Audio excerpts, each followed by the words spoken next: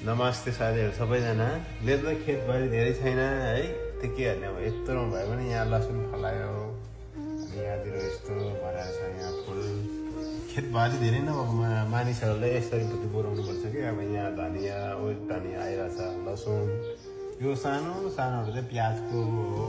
अनि यहाँ धनिया पनि छ, पदिना पनि छ। यो सानो सानो प्याज यहाँ एउटा खेत, सानो खेत, अलिक ठुलो खेत, चौडाइ चाहिँ धेरै, चौडाइ लम्बाइ चाहिँ धेरै, चौडाइ चाहिँ सानो।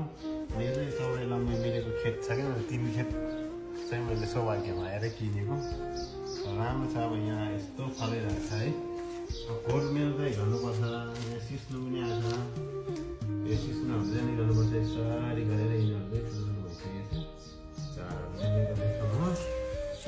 खेतबारी हजुरहरूले पनि यति विदेशमा आएर युरोपमा आएर खेतबारी किन्नु जानुहुन्छ भने यसरी नै किन्नु है। यसरी नै किन्नु। यो ठाउँमा तल तल त अब त्यसै नै छ।